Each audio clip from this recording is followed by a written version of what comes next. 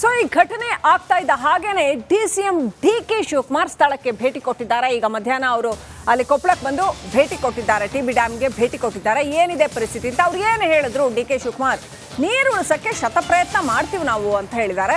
ಜಲಾಶಯ ಸಂಪೂರ್ಣವಾಗಿ ಸುರಕ್ಷಿತವಾಗಿದೆ, ಯಾರು ಯಾವುದೇ ಆತಂಕ ಪಡೋ ಅಗತ್ಯವಿಲ್ಲ ಅಂತ ಹೇಳಿದ್ದಾರೆ. 4-5 ದಿನಗಳಲ್ಲಿ ಇದನ್ನು ಸರಿಪಡಿಸೋದಕ್ಕೆ ಪ್ರಯತ್ನ ಪಡ್ತೀನಿ ಅಂತ ಹೇಳಿದ್ದಾರೆ. ಆದ್ರೆ ಪ್ರಶ್ನೆ ಇರ್ತಕ್ಕಂಥದ್ದು ಡಿಕೆ ಶಿವಕುಮಾರ್ ಅವರೇ, ಈಗ ಪೋಲಾಗಿ ಹೋಯ್ತಲ್ಲ, ವೇಸ್ಟ್ ಆಗಿ ಹೋಯ್ತಲ್ಲ ಅಷ್ಟೊಂದು ನೀರು, ರೈತರಿಗೆ ಬರಗಾಲ ಬಂದಾಗ ಆ ನೀರು ಉಪಯೋಗಕ್ಕೆ ಬರ್ತಿತ್ತಲ್ವಾ, ಅದಕ್ಕೂ ಹೊಣೆ ಯಾರು, ಆ ಬೇಜವಾಬ್ದಾರಿಗೆ ಯಾರು ಹೊಣೆ ಅನ್ನೋದು ಪ್ರಶ್ನೆ.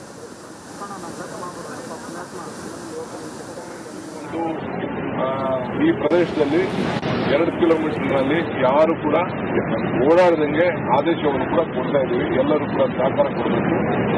ಪಕ್ಕದಲ್ಲಿರುವಂತ ಏನು ನಮ್ಮ ಜಗಡೆ ಸೇತುವೆ ಇರ್ಬೋದು, ಎಲ್ಲ ಕಡೆ ಬಹಳ ಮುಂಜಾಗ್ರತೆ ಇರಬೇಕು. ಪೊಲೀಸರು ಕೂಡ ಇರ್ತಾರೆ.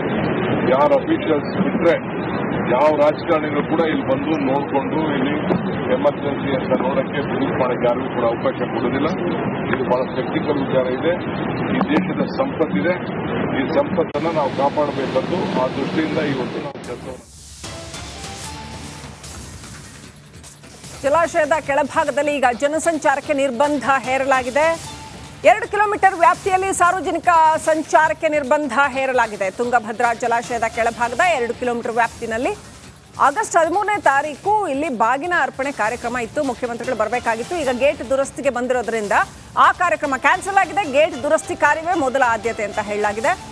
ಯಾವುದೇ ಅಧಿಕಾರಿಗಳನ್ನು ಕೂಡ ಇದರಲ್ಲಿ ದೂಷಿಸಲ್ಲ ಅಂತ ಕೂಡ ಹೇಳಿದ್ದಾರೆ. ಡ್ಯಾಮು ತುಂಗಭದ್ರಾ ಡ್ಯಾಮ್ ಏನಿದೆ, ಸುಮಾರು 12 ಲಕ್ಷ ಎಕರೆಗೆ ರೈತರಿಗೆ ನೀರನ್ನ ಒದಗಿಸಿಕೊಡ್ಲಿಕ್ಕೆ ಕಟ್ಟಿರುವಂತ ಒಂದು ಡ್ಯಾಮು. ಇದು ದೊಡ್ಡ ಇತಿಹಾಸ ಇದೆ. ಎಲ್ಲ ಕಾಲದಲ್ಲೂ ಕೂಡ ಈ ಡ್ಯಾಮು ಬಹಳ ಉತ್ತಮವಾದ ರೀತಿಯಲ್ಲಿ ಕಾರ್ಯವನ್ನು ನಿರ್ವಹಿಸ್ತಾ ಇದೆ. ಸೊ ತುಂಗಭದ್ರಾ ಡ್ಯಾಮು ಒಂದು ಅದಕ್ಕೆ ಆದಂಥ ಒಂದು ಅಥಾರಿಟಿ ಇದೆ ಅನ್ನೋದು ಕೂಡ ತಮಗೆಲ್ಲ ಗೊತ್ತಿದೆ. ಸೊ ಬೋರ್ಡ್ ಇದೆ. 3 ರಾಜ್ಯದವರು ಕೂಡ ಇದನ್ನು ಸೇರಿ ಒಟ್ಟಾಗಿ ಇದನ್ನು ನಡೆಸುವಂಥದ್ದು. 10ನೇ ತಾರೀಕು ಅಂದರೆ ನಿನ್ನೆ ರಾತ್ರಿ 12:50 10 ಗೇಟ್ಗಳು ಕಾರ್ಯನಿರ್ವಹಿಸ್ತಾ ಇತ್ತು. 10 ಗೇಟಲ್ಲಿ 19ನೇ ಗೇಟ್ ಏನಿದೆ ಅದು ಕೂಡಲೇ ಚೈನ್ ಡ್ಯಾಮೇಜ್ ಆಗಿ ಆ ಗೇಟ್ ಕಟ್ಟಾಗಿ ಹೋಗಿ ಅಲ್ಲಿ ನಿಂತ್ಕೊಂಡಿದೆ. ಅದನ್ನು ತಾವೆಲ್ಲ ನೀವು ನೋಡ್ಬೋದು, ಬಿದ್ದಿದೆ ಅಲ್ಲಿಗೆ. ಈ ಡ್ಯಾಮು ತುಂಗಭದ್ರಾ ಡ್ಯಾಮ್ ಏನಿದೆ, ಸುಮಾರು 12 ಲಕ್ಷ ಎಕರೆಗೆ ರೈತರಿಗೆ ನೀರನ್ನು ಒದಗಿಸಿಕೊಡ್ಲಿಕ್ಕೆ ಕಟ್ಟಿರುವಂಥ ಒಂದು ಡ್ಯಾಮು. ಇದು ದೊಡ್ಡ ಇತಿಹಾಸ ಇದೆ. ಎಲ್ಲ ಕಾಲದಲ್ಲೂ ಕೂಡ. ಅಪ್ಡೇಟ್ ಪಡ್ಕೊಳ್ಳೋಣ. ಪ್ರತಿನಿಧಿ ಸುರೇಶ್ ಕನೆಕ್ಟ್ ಆಗಿದ್ದಾರೆ. ಸುರೇಶ್, ಡಿಕೆ ಶಿವಕುಮಾರ್ ಅವರು ಯಾವುದೇ ಅಧಿಕಾರಿಗಳನ್ನ ದೂಷಿಸಲ್ಲ ಅಂತ ಹೇಳಿದ್ರು ಅನ್ನೋಂಥ ಮಾತು ಕೂಡ ಇದೆ. ಹಾಗೇನೆ ಬೇರೆ ಏನೂ ಆತಂಕ ಇಲ್ಲ ಅಂತ ಹೇಳಿದ್ದಾರೆ. ಆದ್ರೆ ಸುರೇಶ್, ಈಗ ಹರಿದು ಹೋಯ್ತಲ್ಲ ನೀರು, ವೇಸ್ಟ್ ಆಗಿ ಹೋಯ್ತಲ್ಲ, ಅದಕ್ಕೆ ಯಾರು ಹೊಣೆ? ನೆಕ್ಸ್ಟ್ ರೈತರಿಗೆ ನೀರಿರಲ್ವಲ್ಲ, ಅದಕ್ಕೆ ಯಾರು ಹೊಣೆ? ಇನ್ನೂ 4 ದಿನ 5 ದಿನ ಆಗುತ್ತೆ ಅಂತ ಹೇಳ್ತಾ ಇದ್ದಾರೆ. ಅದನ್ನ ಗೇಟ್ ಸರಿ ಮಾಡಿಸೋದು, ಅಲ್ಲಿವರೆಗೂ ನೀರು ಹರ್ಕೊಂಡು ಹೋಗುತ್ತಲ್ಲ, ಅದನ್ನ ಏನ್ ಮಾಡ್ತಾರಂತೆ? ಮತ್ತೆ ಯಾರಿದಕ್ಕೂ ಹೊಣೆಗಾರರು ಇಂಥ ತಪ್ಪಿಗೆ ಅಂತ ಅವರು ತಲೆದಂಡ ಆಗ್ಬೇಕಲ್ವಾ, ಚೆಕ್ ಆಗ್ಬೇಕಲ್ವಾ? ಏನ್ ಹೇಳಿದ್ರು ಡಿ ಕೆ ಶಿವಕುಮಾರ್ ಅವರು? ಸುರೇಶ್, ಖಂಡಿತ ಶ್ರೀಲಕ್ಷ್ಮಿ, ಏನು DKಶಿ ಅವರು ಬಂದು ವಿಸಿಟ್ ಅನ್ನ ಮಾಡಿ ಅದಾದ ನಂತರ ಅಧಿಕಾರಿಗಳ ಹತ್ರ ಮಾಹಿತಿಯನ್ನ ತಗೊಳ್ತಾರೆ. ಮಾಹಿತಿಗಳನ್ನು ತಗೊಂಡ ನಂತರ ಡ್ಯಾಮು ಬಹಳ ಚೆನ್ನಾಗಿದೆ, ಸುರಕ್ಷಿತವಾಗಿದೆ, ಏನು ಹೆದರ್ತಕ್ಕಂಥ ಅವಶ್ಯಕತೆ ಇಲ್ಲ. ಆದ್ರೆ ಆ ಒಂದು ಕ್ರಸ್ಟ್ ಗೇಟ್ ಅನ್ನ ಮಾಡ್ಲಿಕ್ಕೆ ನಮಗಿನ್ನೂ ಟೈಮ್ ಬೇಕು ಅಂತಕ್ಕಂಥ ಮಾಹಿತಿಯನ್ನ ಹೇಳಿದ್ದಾರೆ. ಅವರು ಆಂತರಿಕವಾಗಿ ಒಂದು ಸಭೆಯನ್ನ ಮಾಡ್ತಾರೆ. ಸಭೆಯನ್ನ ಮಾಡಿದ ಬಳಿಕ ನಾನೀಗ ಎಲ್ಲ ಮಾಹಿತಿಯನ್ನ ತಗೊಂಡಿದ್ದೇನೆ, ಅದನ್ನ CM ಅವರ ಗಮನಕ್ಕೆ ತರ್ತೇನೆ ಅಂತಕ್ಕಂಥ ಮಾತನ್ನು ಕೂಡ ಅವರು ಹೇಳಿರ್ತಕ್ಕಂಥದ್ದು. ಸದ್ಯಕ್ಕೆ ಮೇಲ್ನೋಟಕ್ಕೆ ಇದ್ರ ಬಗ್ಗೆ ಎಲ್ಲ ಇನ್ನೊಂದಿಷ್ಟು ಮಾಹಿತಿಯನ್ನ ತಗೋತೀವಿ ಅಂತಕ್ಕಂಥ ಮಾತನ್ನ ಹೇಳಿರ್ತಕ್ಕಂಥದ್ದು. ಮೇಲ್ನೋಟಕ್ಕೆ ಇದು ನಿರ್ಲಕ್ಷ್ಯ ಅಂತಕ್ಕಂಥ ಮಾಹಿತಿಯನ್ನ ಅವರಿಗೆ ಸಂಬಂಧಪಟ್ಟಂತಹ ಅಧಿಕಾರಿಗಳು, ಮೇಲಧಿಕಾರಿಗಳು ಕೊಟ್ಟಿದ್ದಾರೆ ಅಂತಕ್ಕಂಥ ಮಾಹಿತಿ ಸದ್ಯಕ್ಕೆ ಇರ್ತಕ್ಕಂಥದ್ದು. Srilakshmi, thank you Suresh Chauhan ಡೀಟೇಲ್ಸ್ಗಾಗಿ.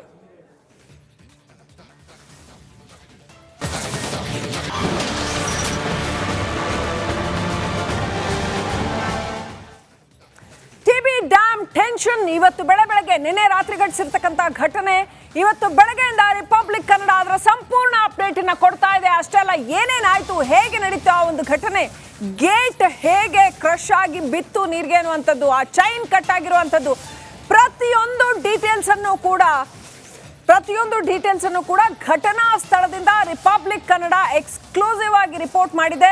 Ground zero report, ಏನಾಗಿದೆ ಅಲ್ಲಿ ಡ್ಯಾಮ್ ಮೇಲೆ ಅನ್ನುವಂಥದ್ದನ್ನ ನೇರವಾಗಿ ನಿಮಗೆ ತಲುಪಿಸುವಂತ ಕೆಲಸವನ್ನ ರಿಪಬ್ಲಿಕ್ ಕನ್ನಡ ಮಾಡಿದೆ. ತುಂಗಭದ್ರಾ ಜಲಾಶಯದ ಕ್ರಸ್ಟ್ ಗೇಟ್ ನಂಬರ್ 19ರಲ್ಲಿ ಚೈನ್ ಲಿಂಕ್ ಕಟ್ ಆಗಿ ಏನಂತಂದ್ರೆ ಸಾಕಷ್ಟು ಪ್ರಮಾಣದಲ್ಲಿ ನೀರು ನದಿಗೆ ಹೋಗ್ತಾ ಇದೆ. ಸದ್ಯ ಏನಂತಂದ್ರೆ ನಾನು ಈ ಕಟ್ ಆಗಿರುವಂಥ ಏನು ಕ್ರಸ್ಟ್ ಗೇಟ್ ಇದೆ ಇದರ ಮುಂದೆ ಇಲ್ಲಿರುವಂಥ ದೃಶ್ಯಗಳನ್ನು ನಿಮಗೆ ತೋರಿಸ್ತಾ ಇದ್ದೀನಿ. ಇದು ಕ್ರಸ್ಟ್ ಗೇಟ್ ನಂಬರ್ 19. ಇದು ಈ ಒಂದು ಗೇಟ್ನಿಂದನೇ ನಿನ್ನೆ ರಾತ್ರಿ ಏನಂತಂದ್ರೆ ಈ ಒಂದು ಚೈನ್ ಲಿಂಕ್ ಕಟ್ ಆಗಿ ಇಲ್ಲಿಂದ ಏನಂದ್ರೆ ಅಪಾರ ಪ್ರಮಾಣದ ನೀರು ಹೊರ ಹೋಗ್ತಾ ಇದೆ.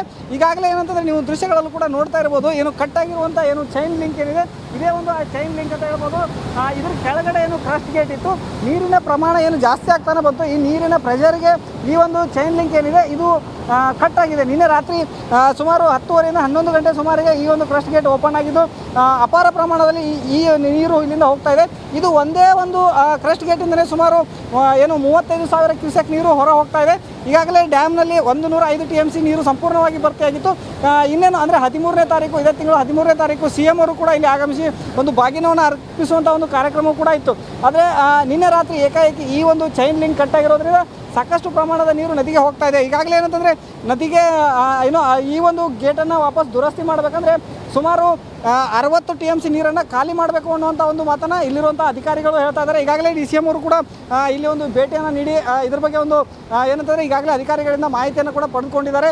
ಸುಮಾರು ಏನು 60 TMC ನೀರನ್ನು ಇಲ್ಲಿಂದ ಖಾಲಿ ಮಾಡಬೇಕಂತಂದರೆ ಪ್ರತಿನಿತ್ಯ 2 ಲಕ್ಷ ಕ್ಯೂಸೆಕ್ ನೀರನ್ನು ನದಿಗೆ ಬಿಡಬೇಕಾಗುತ್ತೆ.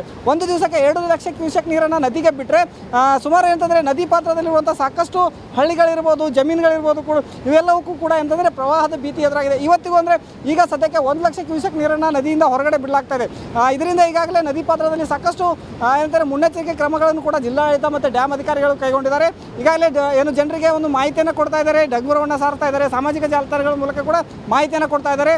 ಇನ್ನು ಎಂತಂದರೆ ಇವತ್ತಿನಿಂದ ಮತ್ತೆ ದಿನದಿಂದ ದಿನಕ್ಕೆ ಅಂದರೆ ಇನ್ನು 4ರಿಂದ 5 ದಿನಗಳ ಕಾಲ ಏನಂತಂದರೆ 2 ಲಕ್ಷ ಕ್ಯೂಸೆಕ್ವರೆಗೆ ನೀರನ್ನು ಹೊರಬಿಟ್ಟು ನಂತರ ಏನಂತಂದರೆ ಇಲ್ಲಿ ಒಂದು ಕ್ರಸ್ಟ್ ಗೇಟ್ಗಳನ್ನು ವಾಪಸ್ ಅಳವಡಿಸಲಾಗುತ್ತೆ ಅನ್ನುವಂಥ ಮಾತನ್ನು ಈಗಾಗಲೇ ಏನಂತಂದರೆ DCM ಅವರು ಕೂಡ ಈಗಾಗಲೇ ತಿಳಿಸ್ಕೊಟ್ಟಿದ್ದಾರೆ. ಕ್ಯಾಮ್ರಾ ಪರ್ಸನ್ ದುರ್ಗೇಶ್ ಜೊತೆ ಹಿರಯ್ಯ ಹಿರೇಮಠ್, ರಿಪಬ್ಲಿಕ್ ಟಿವಿ ಕನ್ನಡ, ಕೊಪ್ಪಳ.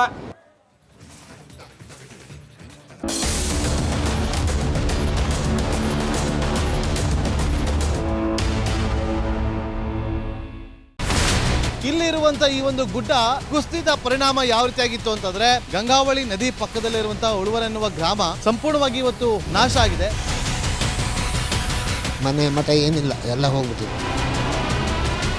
ಇವತ್ತು ರಿಪಬ್ಲಿಕ್ ಕನ್ನಡ ಮಾಡಿದಂತಹ ಒಂದು ವರದಿಯಿಂದಾಗಿ ಎಚ್ಚೆತ್ತುಕೊಳ್ಳುವಂತ ಕೆಲಸ ಸರ್ಕಾರ ಮಾಡಿದೆ, ಸಚಿವರು ಕೂಡ ಮಾಡಿದ್ದಾರೆ. 2 ಗಂಟೆಗೆ ಸುದ್ದಿ ಮೂಡಿಸಿದ್ದು 6 ಗಂಟೆಗೆ ಎಲ್ಲ ಸಚಿವರು ಮಿನಿಸ್ಟರ್ ಎಲ್ಲ ಬಂದು ಇಲ್ಲಿ ನೋಡೋಗಿದ್ದಾರೆ. ಎಲ್ಲಾ ಜನರಿಗೂ 1,20,000 ಮತ್ತೆ ಅವರಿಗೆ ಮನೆಗೆ 5 ಲಕ್ಷ. ಈ ಸುದ್ದಿಯನ್ನ ಎಲ್ಲ ಒಂದು ಅಧಿಕಾರಿಗಳಿಗೆ ಮೂಡಿಸಿದ್ದಕ್ಕಾಗಿ ರಿಪಬ್ಲಿಕ್ ಕನ್ನಡ ಟಿವಿಗೆ ಧನ್ಯವಾದ ಹೇಳಿ ಇಷ್ಟಪಡ್ತೇವೆ. ಮನೆಯೂ ಕೊಡ್ತೇವೆ, ಮಕ್ಕಳ ಶಿಕ್ಷಣಕ್ಕೆ ತೊಂದರೆ ಆಗದೆ ಇದ್ದಂಗೆ ಹೆಲ್ಪ್ ಮಾಡ್ತೇವೆ. 1,20,000 ಮನೆ ಯಾರ್ದ್ರ ಡ್ಯಾಮೇಜ್ ಆಗಿದೆ ಅದನ್ನ ಕೊಡ್ತೀವಿ ಅಂತ ಒಪ್ಕೊಂಡಿದ್ದಾರೆ. ನಮ್ಮ ಕಷ್ಟಕ್ಕೆ ನೀವು ರಿಪಬ್ಲಿಕ್ ಕನ್ನಡದವರಾದಂತ ನೀವು ನೆರವಾಗಿರ್ತೀವಿ ನಾವು ನಂಬಿದ್ದೇವೆ. ಅವರಿಗೆ ಸೂರನ್ನ ಕಲ್ಪಿಸಿಕೊಡೋವರೆಗೂ ಕೂಡ ರಿಪಬ್ಲಿಕ್ ಕನ್ನಡ ಅವರಿಗೆ ಧ್ವನಿಯಾಗಿ ನಿಲ್ಲುವಂತ ಕೆಲಸವನ್ನ ಮಾಡುತ್ತೆ.